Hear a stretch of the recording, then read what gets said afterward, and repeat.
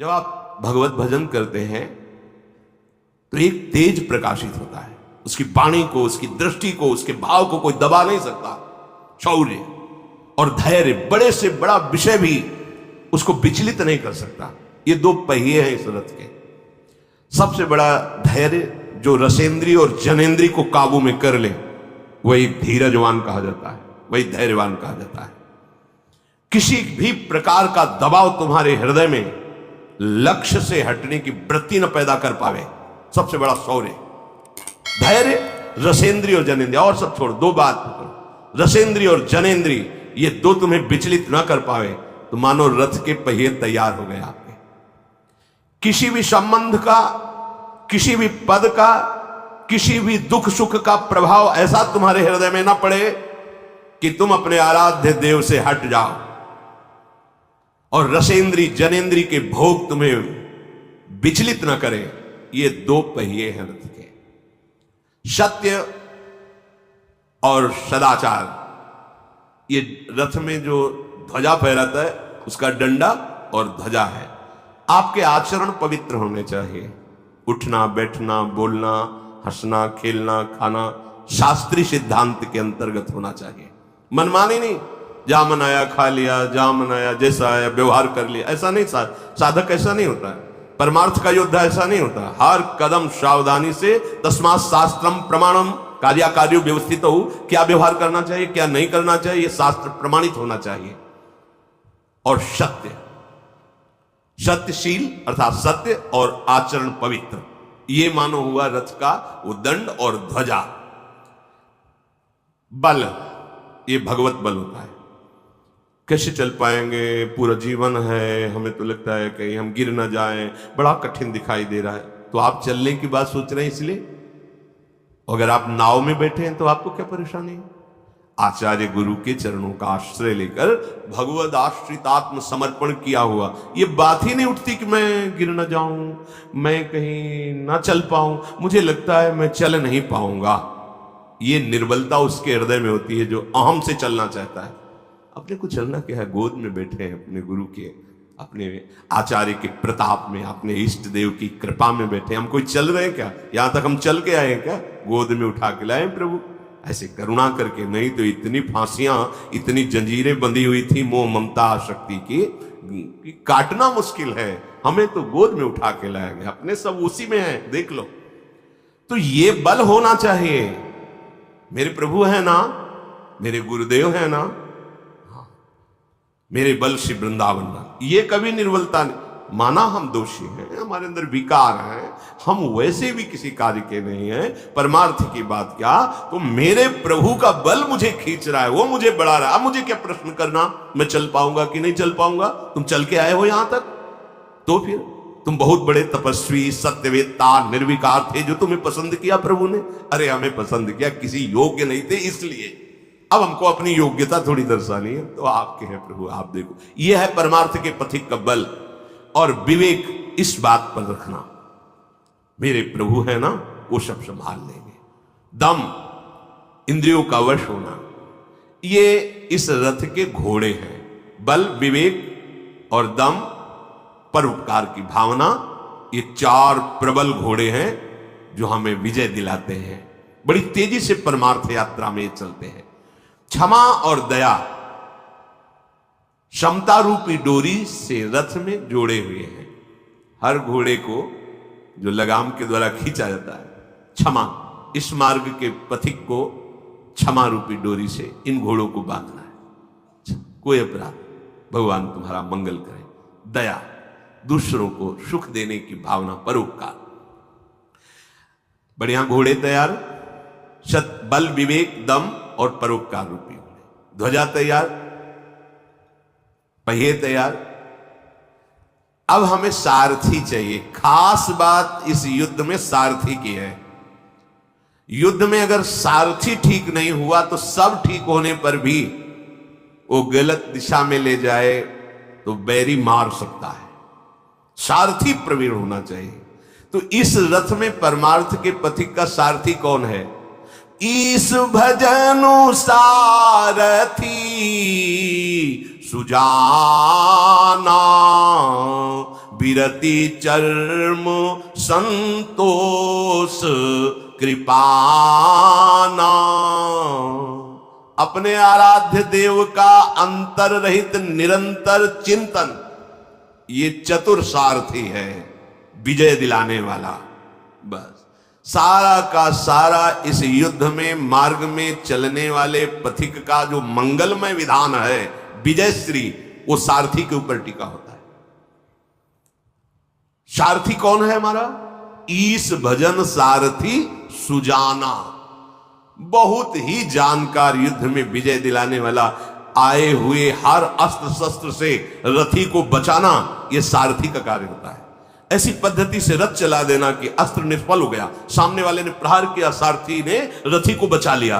कौन है? ईश भजन, अपने आराध्य देव पर, राधा वल्लभ श्री हरिवंश, राधा राधा राधा, ये हमारा सारथी गलत जगह ले नहीं जाएगा और गलत प्रहार करने वाले से हमको बचा लेगा, बिल्कुल पक्का। ईश भजन सारथी, ये अमृत में बात है। ईश भजन, देखो थोड़ा रथ कमजोर भी हो ना और सारथी चतुर हो, बहुत सावधानी से रथ को निकाल लेगा।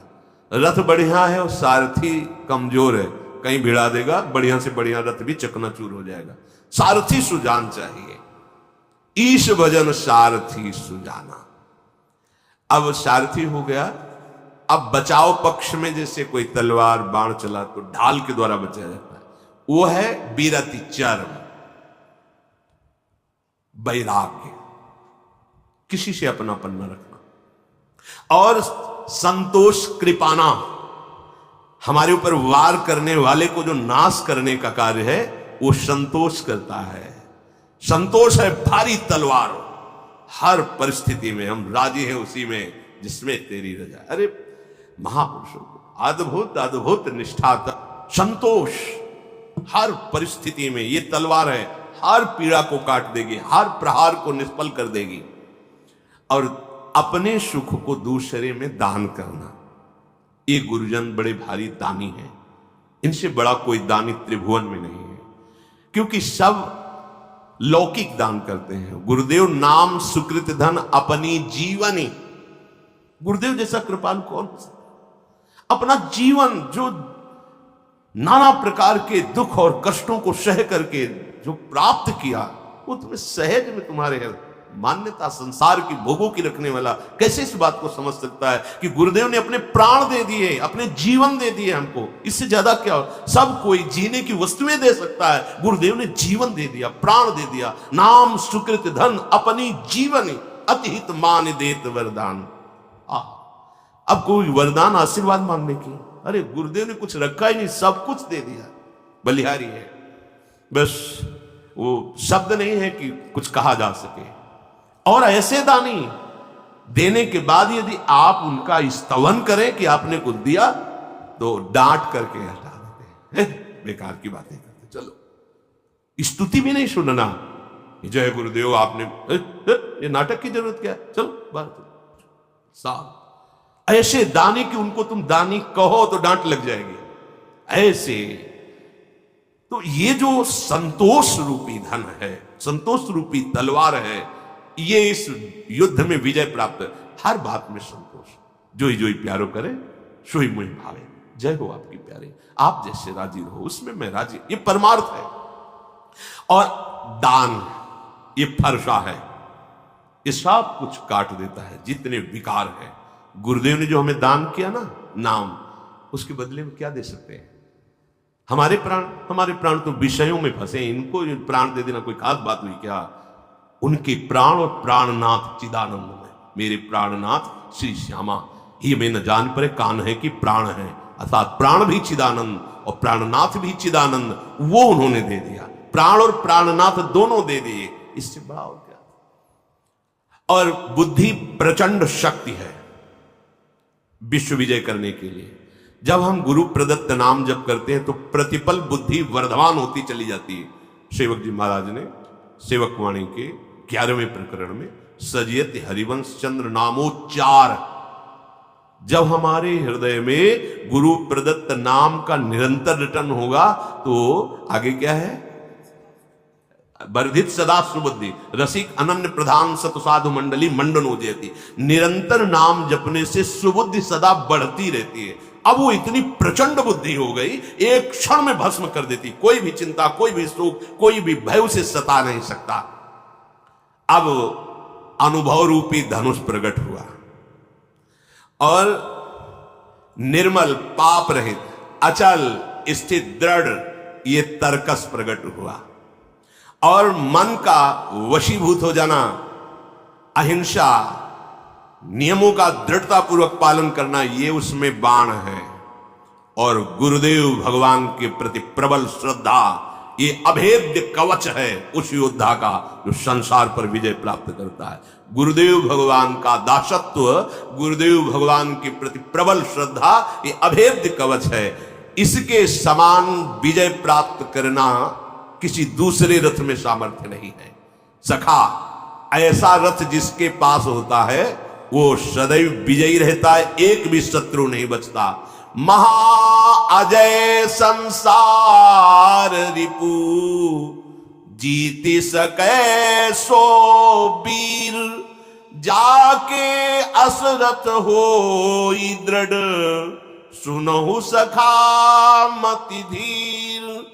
हे विभीषण, धीर बुद्धि वाले मित्र, जिसके पास ये रथ होता है वो जन्म मृत्यु रूप महाभयावह संसार के हर शत्रु पर विजय प्राप्त कर लेता है। ये रावण की बात क्या है, हर शत्रु पर बड़ा विजयी बनता है रावण, लेकिन काम से तो परास्त है, क्रोध से तो परास्त है, मोह से तो परास्त है, ईर्ष्या से परास्त है, द्वेष से परास्त है। किससे विजय पाया है? पार्थिव शरीरों से, लेकिन अंदर के शत्रुओं से घिरा हुआ परास्त पड़ा है भगवान। इसलिए ये रावण क्या, ये रथ जिसके पास है वो महा अजय, जिसे जीता नहीं जा सकता। संसार रिपु, संसार रूपी दुश्मन जीत सके सो वीर, वही बड़ा बलवान है जो जीत विषम संसार कीर्ति जग विस्तर है। ये इस रथ से होता है। अगर अपने गुरुदेव के चरणारविंद की दृढ़ निष्ठा और दिया हुआ भजन, तो सारथी और कवच अभेद्य, फिर ये सारे लक्षण अपने आप आ जाएंगे। हमें चाहिए गुरुदेव के चरणों का आश्रय लेकर उनका प्रदत्त मंत्र या नाम निरंतर चलाओ। कोई तुम्हें परास्त नहीं, परास्त होते हुए भी तुम्हारी विजय श्री ही होगी। अभी तुम्हें लग रहा है मैं परास्त हूं, युद्ध में ऐसा थोड़ी होता कि एक ही बाण में विजय हो गई। देखो ना, कभी वो कभी जीते, कभी इधर जीते, कभी फिर इधर चढ़ाए, लेकिन अंत में विजय किसकी होती है? विजय उसी की मानी जाती है जिसकी अंत में विजय होती है। इस युद्ध में ऐसा नहीं देखना अब ये तो संसारी जन है, इनकी तो दृष्टि एक ही है, जरा सा बस खत्म उनका भाव, उनकी श्रद्धा। युद्ध है, लड़खड़ा सकता है, घुटने टेक सकता है। ऐसा नहीं कि शत्रु कमजोर है। काम क्रोध लोभ मोह मद मत्सर इतने भारी प्रपंचीय हैं कि अच्छा शत्रु को शत्रु समझे तब तो विजय प्राप्त कर ले, पर ये शत्रु ऐसे मीठे बल के आते हैं कि लगता है हम पर बड़ी कृपा है, ये हमारे बड़े दोस्त है, बड़ा सुख प्रदान करते हैं, तो जीतने का भाव ही खत्म हो जाता है। वो दुश्मन दुश्मन नजर नहीं आएगा, ऐसी प्रचंड माया है। क्यों ऐसा हुआ? सारथी ढुलमुल है। ईश भजन सारथी, तुम्हारा भजन नहीं चल रहा है इसलिए नहीं, तुरंत सावधान। मान लो हम प्रमाद स्थिति में हो रहे तो गुरुजनों के वचन जो जैसे सोया जग, ओ बड़ी गलती हो, सावधान एकदम, फिर अपने मार्ग में चल, बचा लिया, बड़ी करुणा। तुम्हें यहां नहीं, तुम्हें वहां जाना है जहां यहां की कोई सवारी नहीं पहुंचा सकती, यहां का कोई साधन नहीं पहुंचा सकता। एकमात्र कृपा, ओ कृपा पात्र जन वही है, खड़े रहो यहां। उसको मतलब नहीं है कि कैसे खड़े, उसे हुआ क्या, समझ में आ गया कि आपका अहम समर्पित, आपका तन समर्पित, आपका मन समर्पित, यही बंधन था। मनमानी करना, अहम का पोषण करना, अपनी इच्छाओं का पोषण, यही बंधन है।